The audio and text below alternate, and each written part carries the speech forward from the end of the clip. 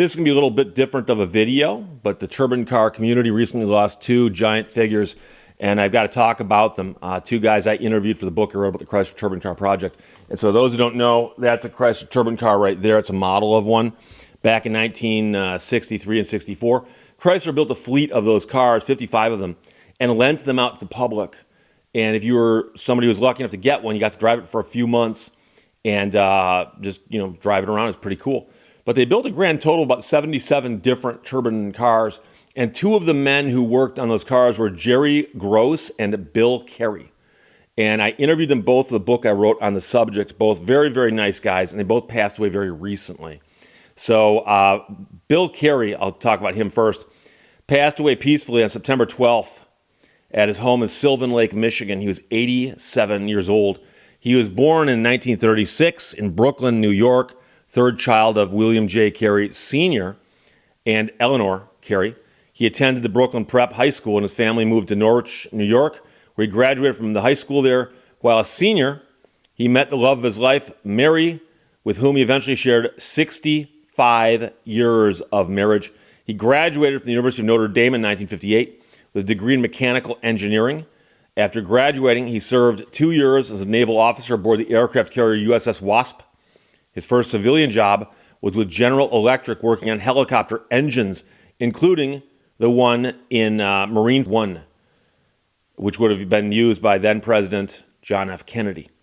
In 1963, he heard about the Chrysler Corporation in Detroit planning to produce an experimental automobile powered by turbine engines, a jet engine that could run on almost any fuel, including tequila or perfume.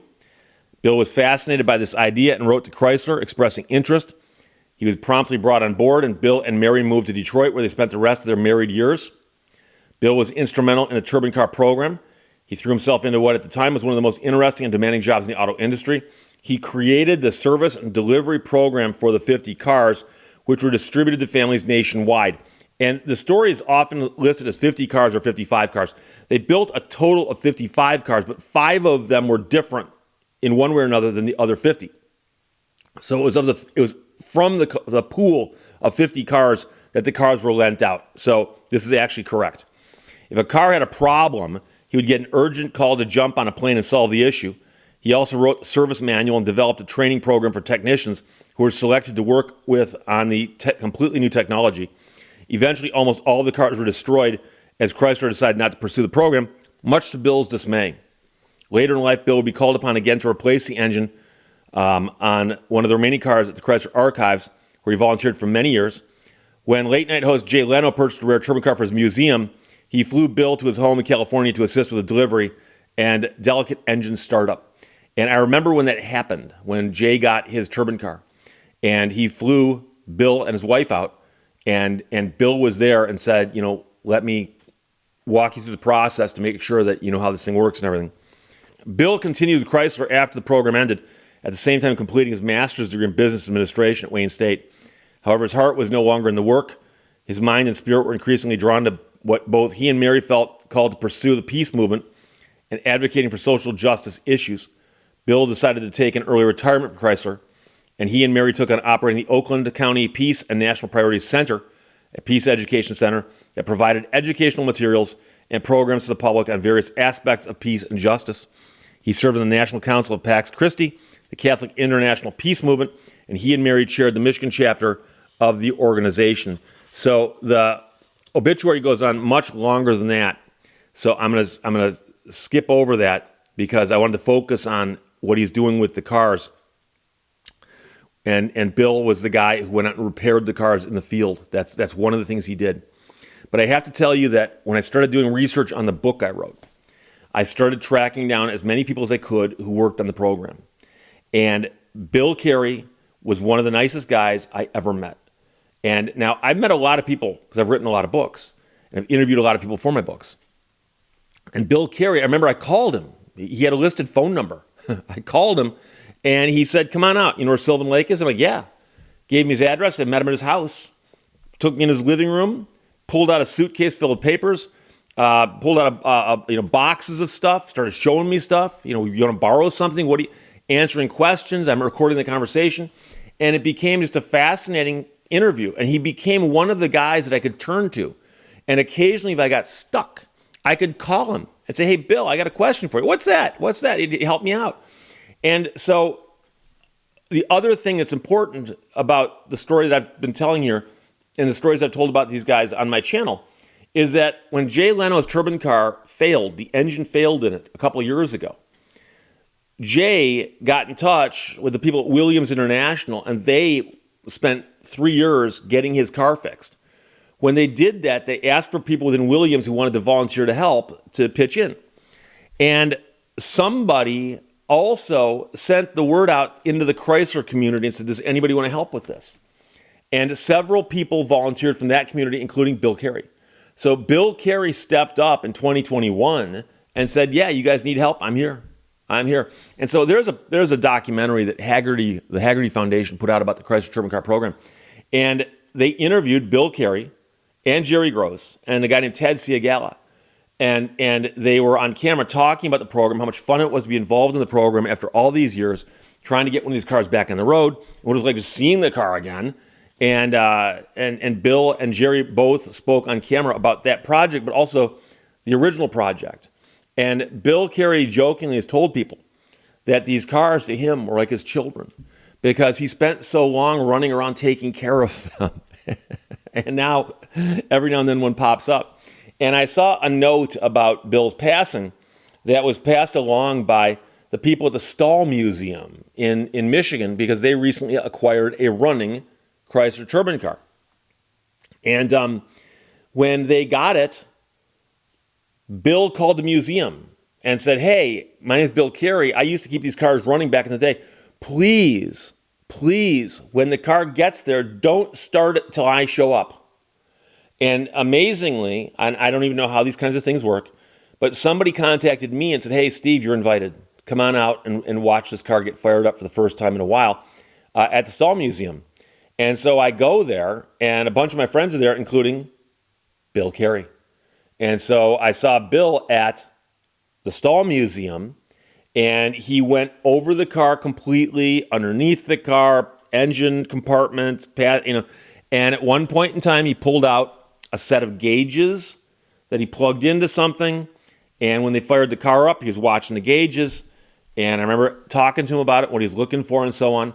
But he then talked their people through the process and said, here's how the car starts, here's what you got to watch out for, here's what you do, here's what you don't do, and basically gave him the same talk that he used to give to people back when he delivered cars in the user program, because he also did that too. So occasionally he would come along and say, this family's getting a car. He'd be the one to drop it off. And so in my book, there are photographs of him handing the keys to people, Bill. And also, Bill is the guy on the cover of my book. And I have so many memories of Bill. I remember I did a book signing at Pasteiner's in Birmingham on Woodward Avenue near 14 Mile Road. And it's a cool little car store. They sell car stuff, magazines and books and models and all this stuff. And I've done several book signings there. And I called up Bill and said, hey, Bill, I'm doing a book signing at Pasteiner's. Do you want to come on down? He said, sure. So Bill was there, standing behind the counter with me, and we had a stack of books. And people would walk up, and I'd say, Bill's the guy on the cover of the book. And there's a reason he's there. And I would tell the story about how he was the guy who was out delivering these cars, repairing these cars, running around taking care of these cars on the road. And Bill was the nicest guy, and people would talk to him, ask him questions. I'd sign the book. Bill would sign the book. It was so cool. It was so much fun. So Bill's was a great guy, and he was so helpful and so friendly that he will be missed. And so, like I said, he was 87 years old. I had heard that his health was not that great, but interestingly, this is important to know, is that Bill was very, very involved in helping them get this engine in Jay Leno's car repaired. And the car was given back to Jay at the Woodward Dream Cruise in August. And Bill was not there, and neither was Jerry. Both of them were having health issues at that time. And so my brother recorded some footage on his phone of the car running, and also had footage of Jay getting the car back and so on, and got that stuff over to Bill's wife and said, could you please show this stuff to Bill, make sure he sees it, let him know how grateful we are that he helped us with this, and we couldn't have done it without him. And Mary sent him a note back and said, yes, he saw it, and it brought a smile to his face that he got to see that car run. So that is just an amazing life that Bill had. And I remember talking to him and just hearing his stories about him working on, the helicopter that carries the president around. That's probably a book in and of itself, along with the one I already wrote. So an amazing guy, Bill Cary. And so likewise, though, Jerry Gross passed away, another one of the guys in this program, and the exact same thing. I was calling around and trying to track down people working on my book, and somewhere I came across some documents written by Jerry Gross. And I located him. He was still in Oakland County, Michigan. He goes, come on up. Invited me to his house. He had a whole collection of stuff, and was anything you want to borrow, let me know. All this. It was just amazing how helpful he was. So Jerome Victor Gross, cherished husband, father, and grandfather, passed away August 30th, 2024, after a brief battle with lymphoma. Born April 7th, 1935 in Detroit, Jerry was the beloved only son of George and Jean Gross. He was a devoted family man, leaving behind his loving wife of 67 years. 67 years, Deanna Vilma Gross. Proud father of 3 sons, Thomas, Jeffrey, and Gary, and a doting grandfather to his 2 grandsons, Cameron and Chase. He'll be missed by his nephew, Robert, his wife, Carrie, and their children, Nicholas, Anthony, and Riley. A man of many passions, Jerry found joy in carving duck decoys and duck hunting with his father and sons. His love for gardening and active involvement in the Rochester Rotary, Fraternity Order of Eagles, and various community activities in Rochester and Rochester Hills were integral parts of his life. Jerry's connection with his community is matched only by his dedication to his profession. He graduated from Cass Tech High and Lawrence Institute of Technology, later became Lawrence Tech, earning a degree in mechanical engineering and an MBA from U of M. He started his career at Ford Motor Company and later moved to Chrysler's Missile Division, where he helped to develop engines to the Mercury Redstone rockets. Jerry then spent the remaining 43 years of his career at the Chrysler Corporation as a senior product engineer in their advanced powertrain engineering department. His proudest career achievement was his work on Chrysler's innovative gas turbine car program. Even in retirement, his expertise was sought out for his prior deep engineering knowledge, and expertise proven to be a tremendous asset supporting in the recent restoration of one of the last remaining operating gas turbine cars, now owned by Jay Leno. Interviews with Jerry can be found in the documentary, Chrysler Turbine Car Engineering a Revolution. I'll put a link in the description below, which has recently been submitted to the Library of Congress for its historical significance. And they're going to talk here about, services and so on. But again, with Jerry, one of the things that Jerry did at Chrysler is that he was a guy who ran tests on these engines. And he knew about how these engines ran to a point that was encyclopedic. And so my brother and all these guys at Williams and gals were working on trying to fix this engine. And they spent all this time on it, and they finally got it assembled, and they thought, okay, we can fire this thing up. And so when they went to fire the thing up, they filmed it. And when they got it running, the day they got it running, Jerry was not there. Neither was Bill. Just a coincidence. They weren't there. And so they got the thing running. They had a couple minor little issues, which they eventually resolved. And my brother told me that he sent the video to Jerry. And Jerry called my brother up and said, hey, in the video, there's a very, very slight clicking noise you can hear.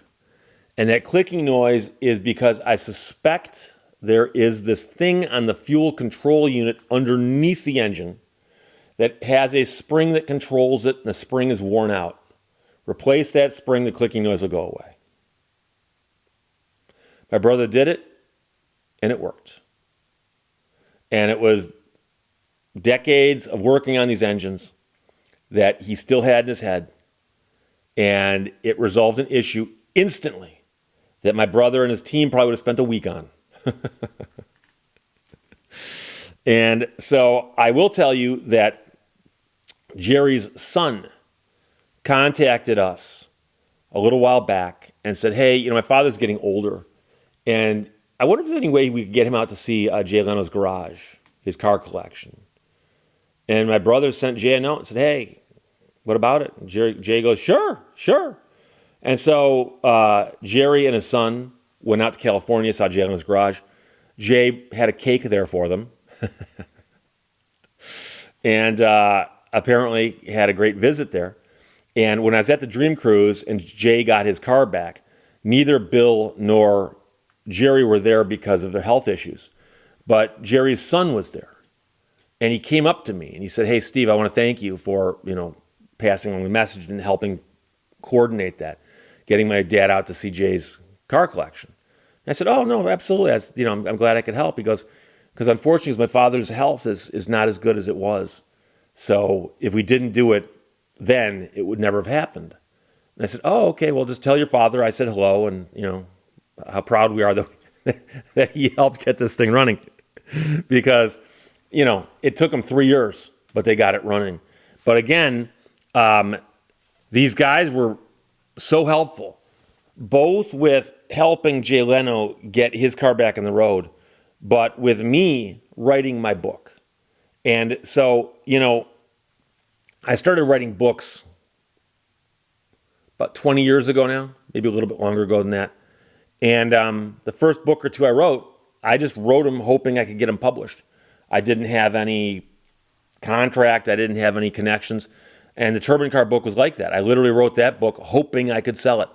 And so when I call up somebody like Bill Cary or Jerry Gross or Ted Ciagala, who's another guy in that movie, and all these other people I interviewed over the years, I would just say, hey, my name's Steve Lehto. I'm a local guy. I'm writing a book. That's all I'd say. I never, I couldn't say I'm a established author with a whole shelf of books behind me and I want to come up. No, I'm just a guy writing a book about the Chrysler Turbine Car program. Oh, come on out. Wind me up and watch me talk. I mean, seriously. And these guys knew that they worked on something special. And they could always say that. And I know, for instance, they told me that they had regular meetings, like every month or two, where they'd get together and have breakfast, the guys who worked on this program. They stayed in touch. But of course, now as decades have passed, some of them pass away. And so there's fewer and fewer of these guys around who worked on these cars in the day. And so it's a huge loss to the community, but they contributed so much that they leave behind a lot. And so it'll be very, very hard to look at Jay's car or the Stahl car or any of the other cars that are out there without remembering these guys, because Bill Cary touched every single one of these cars. Jerry Gross probably touched every single one of these cars. And if not physically, certainly in working on it and designing it and helping improve it, and then all the cars that came after it as well. So I owe them a gigantic debt of gratitude. I know my brother does as well. Williams International does. And Jay Leno does. The Stahl Museum does. But it's just these two guys were great, great guys. And so for people who are in the automotive field, who admire beautiful automotive engineering, innovative automotive engineering, these kinds of guys are the guys that made this stuff possible back in the 1960s. So we have to say goodbye to Bill Cary and Jerry Gross from the Chrysler Turbine Car program. Questions or comments, put them below those. I'll talk to you later. Bye-bye.